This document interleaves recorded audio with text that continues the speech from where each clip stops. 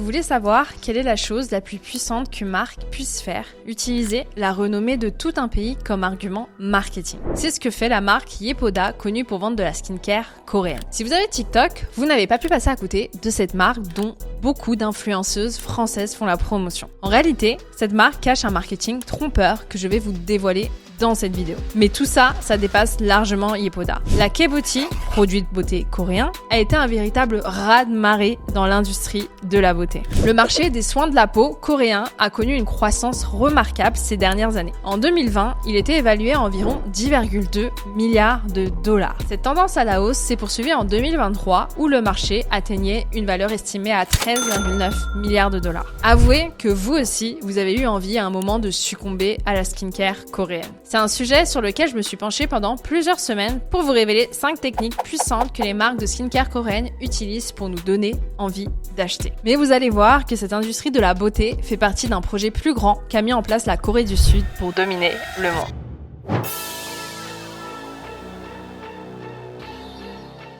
En Corée du Sud, les normes de beauté sont parmi les plus exigeantes au monde. La peau parfaite, sans imperfection, claire et lumineuse est l'objectif ultime. Vous n'avez pas pu passer à côté de l'influence massive de la K-pop. Les stars de K-pop, qu'on appelle des idoles, ne sont pas seulement des chanteurs et des danseurs talentueux, elles sont également des icônes de mode et de beauté. Les membres de groupes de K-pop tels que BTS et Blackpink sont souvent vus avec une apparence impeccable. Certaines idoles font même des recommandations de leurs meilleurs produits skincare pour maintenir leurs apparences. C'est donc la meilleure promotion pour les marques de K-beauty, mais ça n'explique pas pourquoi les marques de skincare coréennes sont un véritable raz-de-marée en Occident. Pour comprendre ça, il faut comprendre les changements au niveau des influenceurs et leur portée. Les réseaux sociaux, et en particulier TikTok, ont révolutionné la manière dont les produits de beauté sont commercialisés. Des plateformes comme Instagram ou YouTube ont perdu de leur authenticité au fil des années. Les consommateurs ont compris le jeu des marques et des influenceurs. Les revues ne sont plus vraiment objectives étant donné que certains influenceurs se font payer par les marques.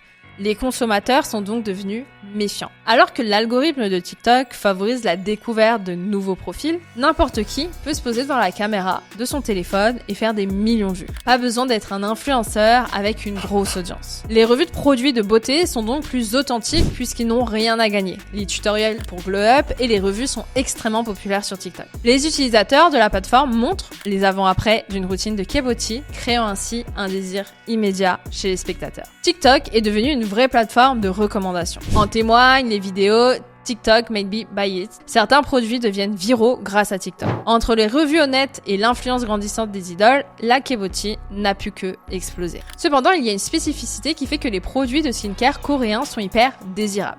Je vais vous le révéler dans la prochaine partie. Mais avant ça, au cas où tu ne me connais pas, je suis Lorena, plus connue sous le nom de Uncombada sur Instagram. Ça fait 2 ans que j'aide les entrepreneurs à vivre de leur passion grâce à Instagram. Si toi aussi tu veux créer une marque mémorable et arriver à vivre de ta passion, sache que j'ai créé une masterclass 100% gratuite où je te donne les 5 étapes essentielles pour vivre de son business en 2024 grâce à Instagram. On a déjà parlé de l'influence des esthétiques TikTok dans cette vidéo. Depuis 2020, TikTok fonctionne beaucoup en termes d'esthétique. La plus tendance en ce moment étant l'esthétique de la clean girl, avec son chignon bien tiré, son programme de pilates et son matcha latte. Des esthétiques comme ça sont une aubaine pour les marques pour vendre un lifestyle. Il n'y a rien de plus désirable que de vouloir rentrer dans une tribu. L'esthétique clean girl est un mode de vie qui a aussi un impact sur la consommation de produits de beauté. La clean girl essaye de maximiser tous les pans de son physique, y compris sa peau. Or, la K-beauty est célèbre pour lancer des tendances qui deviennent rapidement virales. Une des plus connues est la glass skin. Cette peau transparente, lisse et éclatante qui semble refléter la lumière comme du verre. D'où le nom glass skin qui signifie peau de verre. La glass skin met l'accent sur la santé et l'hydratation de la peau. Quand on regarde la communication des marques occidentales, c'est très différent. L'accent est plutôt mis sur un problème de peau très spécifique. Par exemple, réduire l'acné, réduire l'apparence des pores ou encore avoir une peau moins sèche. Mais très rarement dans la communication, tous ces problèmes sont adressés en même temps. Là où les marques de skincare coréennes sont puissantes, c'est que la promesse est forte. En utilisant nos produits, vous aurez une peau parfaite. Mais finalement, est-ce que cette peau parfaite est véritablement atteignable? La réponse est non. Mais est-ce que les marques de la skincare coréenne jouent sur cet objectif? Bien sûr que oui. Atteindre la peau parfaite est limite devenu une science. Pour atteindre ce look, il ne s'agit pas seulement de maquillage, mais d'une peau en bonne santé et bien entretenue. Cela nécessite une routine de soins qui se concentre sur l'hydratation, la réparation et la protection de la peau. Les marques de K-Beauty ont révolutionné l'industrie en créant de nouvelles catégories de produits, rendant les routines de soins de la peau plus complexes et personnalisées. Une des innovations les plus remarquables est le concept de la routine en 10 étapes. Cette routine, qui peut sembler excessive à première vue, a en réalité ouvert un marché immense pour de nombreux produits spécifiques. Nettoyant à base d'huile, nettoyant à base d'eau, exfoliant, toner, essence, sérum, masque-feuille, crème contour des yeux, hydratant, protection solaire.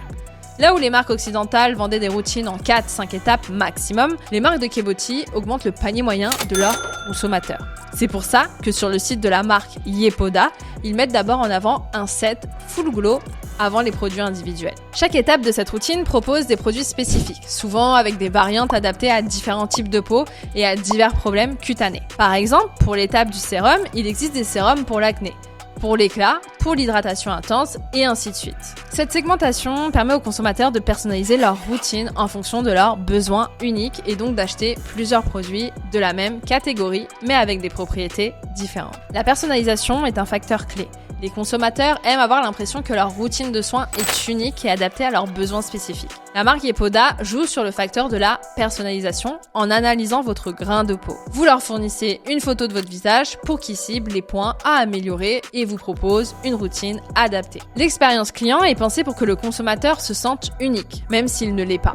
Nous allons reparler de cette marque un peu plus tard car vous allez voir que son positionnement marketing est dingue. Les marques de K-Beauty ne se contentent pas de multiplier les produits, elles innovent aussi. Prenons par exemple les essences qui étaient pratiquement inconnues dans les routines occidentales avant l'essor de la K-Beauty. Ces produits, hydratants et légers, souvent infusés d'ingrédients comme la fermentation de levure ou les extraits des plantes, ont rapidement trouvé leur place dans les routines de soins du monde entier. Autre innovation, les ampoules, qui sont des versions plus concentrées des sérums. Elles sont souvent utilisées pour des traitements intensifs sur une courte période, apportant des résultats visibles rapidement. Cela crée encore plus de variété et de spécialisation dans les routines de soins, permettant aux marques de proposer des solutions extrêmement ciblées. Vous pouvez vous dire que c'est trop, mais pas pour les marques. Cette approche a non seulement transformé les habitudes de soins de la peau en Corée, mais elle a aussi eu un impact mondial. Les consommateurs du monde entier ont adopté ces pratiques, poussant même les marques occidentales à adapter leur gamme de produits pour inclure des étapes et des types de produits similaires. Les essences, les ampoules et les sleeping packs sont maintenant couramment disponibles dans des rayons de beauté partout dans le monde. Finalement, est-ce que tous ces produits sont indispensables? Y a-t-il vraiment une différence entre une crème contour des yeux et une crème visage?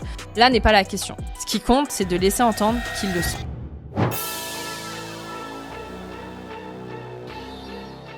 La K-Beauty exploite parfaitement le FOMO, Fear of Missing Out, qu'on peut traduire par la peur de manquer de quelque chose. Mais attention, la K-Beauty n'utilise pas le FOMO de manière habituelle. En marketing, le sentiment de FOMO est quelque chose qui est beaucoup exploité. Les marques lancent souvent des éditions limitées, des collaborations exclusives et des produits saisonniers qui créent un sentiment d'urgence et de rareté. Cette stratégie pousse les consommateurs à acheter rapidement de peur de rater des produits exclusifs. Cette peur est amplifiée par la nature humaine qui déteste perdre une occasion, surtout lorsqu'elle est perçue comme exclusive ou limitée. Pourtant, ce n'est pas sur ça que jouent les marques de skincare coréennes. Comme on l'a vu plus tôt, la promesse des marques de K-Beauty est forte. Mais pour atteindre cette peau parfaite, il y a une routine en 10 étapes à suivre. Vous ne pouvez pas juste acheter un produit. Il faut absolument suivre la routine en 10 étapes pour atteindre la glass skin. Les consommateurs se sentent donc obligés d'acheter des gammes entières de produits pour ne pas risquer de rater cet objectif. C'est finalement une manière de créer le besoin et encore une fois de maximiser les ventes des marques. Mais les marques coréennes ne jouent pas uniquement sur la peur FOMO. Il y a une autre peur très puissante sur le cerveau humain qui nous permet de nous donner envie d'acheter. Avant de te la révéler, n'hésite pas à t'abonner si tu aimes ce type d'analyse. Un autre secret de la domination de la K-Beauty est son approche centrée sur la santé de la peau plutôt que sur le maquillage.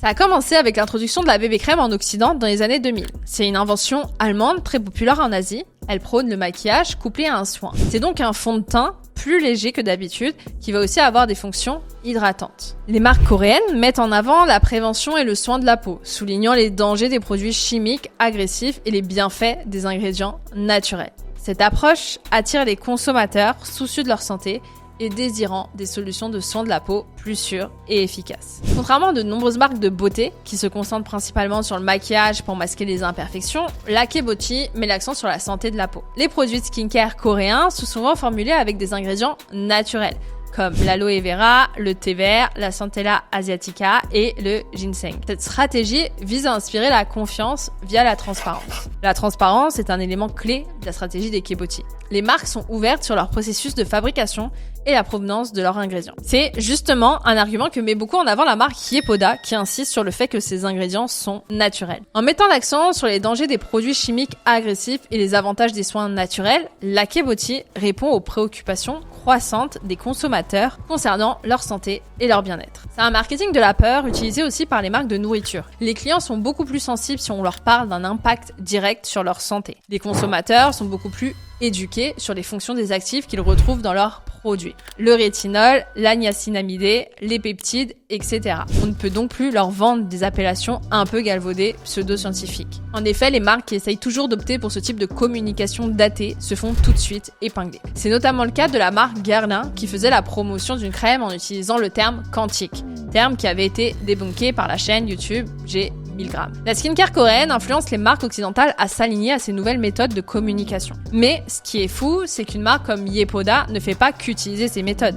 Elle utilise carrément l'argument de la Corée pour vendre ses produits. Car si on ne prête pas attention, on a l'impression que c'est juste une marque coréenne qui s'est exportée. Alors que non, la marque s'est positionnée sur un marché non attribué en Europe et vous allez voir que c'est du génie. Depuis le début de cette vidéo, je vous tease un peu sur la marque Yepoda. Yepoda pourrait ressembler à une énième marque sud-coréenne, mais ce n'est pas vraiment le cas. La marque est l'idée d'un couple allemand. À chaque fois que ce couple allait en voyage en Corée du Sud, leurs proches qui étaient restés en Europe arrêtaient pas de leur demander de ramener des produits coréens. Ils ont donc compris que la Kebotchi intéressait les Européens, mais que c'était difficile de s'en procurer. En plus, le packaging des produits était en coréen, il y a donc une barrière au niveau de la langue.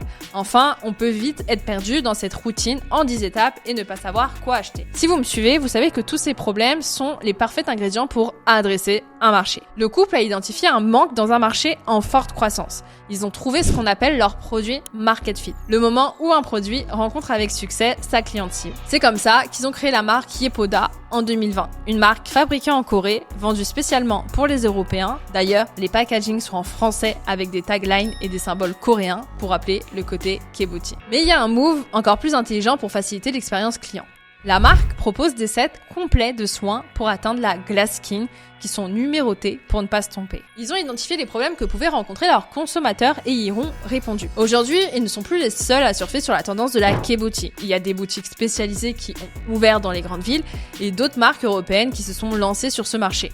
Mais alors, pourquoi le cachet fabriqué en Corée est devenu un tel argument marketing? La réponse la plus simple est que les Sud-Coréens ont des nombreux chercheurs en recherche et développement qui trouvent des formulations efficaces pour la peau. Et ce sont souvent des formulations qui fonctionnent. Dans l'industrie de la beauté, c'est très connu qu'ils sont très forts en recherche et développement et qu'ils sont en avance des tendances soins. Et pourquoi? Parce que la Corée du Sud a investi pour qu'ils soient les meilleurs. Ça prend part à un plus grand projet que des experts appellent le Hallyu. C'est un phénomène qui dépasse le monde de la beauté. Le terme Hallyu est un dérivé du chinois qui veut dire vague coréenne. Il a été introduit par les journalistes taïwanais décrivant le succès des programmes sud-coréens à la télévision chinoise, à la fin des années 90. Il désigne plus globalement la montée en puissance de la culture sud-coréenne dans le monde. Elle a connu un grand boom ces 10 dernières années en Occident. Parasite est devenu le premier film en langue étrangère à remporter l'Oscar du meilleur film. Une série comme Squid Game a été la plus regardée sur Netflix. Le groupe de K-pop BTS est devenu le plus grand boys band mondial avec la première chanson de K-pop à débuter en tête du Billboard Hot 100. Que ce soit dans la musique avec la K-pop, la nourriture, les séries avec les K-dramas, le soft power coréen connaît une montée en puissance. Il se place face à un ras-le-bol de l'hégémonie américaine qui a dominé le monde pendant des décennies. L'attractivité de la culture sud-coréenne en Asie puis dans le reste du monde n'est pas due au hasard. En 1997, touchée par la crise financière asiatique, la Corée du Sud, sous la présidence de Kim Young-sam, décide de miser sur le secteur culturel comme alternative économique. Ils avaient vu le potentiel des revenus générés par des succès comme le film américain Jurassic Park. Le gouvernement sud-coréen investit massivement dans l'exportation des produits culturels en parallèle à l'électronique et à l'industrie automobile. La crise a poussé la population à consommer plus de produits culturels et les jeunes à se tourner vers des formations artistiques, créant un réservoir de talents. Les grandes agences de divertissement repèrent ces talents et après des années d'entraînement en font des idoles polyvalents. Le succès de la culture coréenne a ruselé sur des secteurs connexes comme le tourisme ou encore la beauté. Si tu as aimé cette analyse sur la skincare coréenne, je t'invite à aller voir la vidéo sur le phénomène de la Stanley Cup. N'hésite pas à t'abonner, à me dire ce que tu en as pensé. Est-ce que tu as des produits coréens? Est-ce que tu aimes le marketing de Yepoda? Bref, dis-moi tout en commentaire et je te dis à très vite.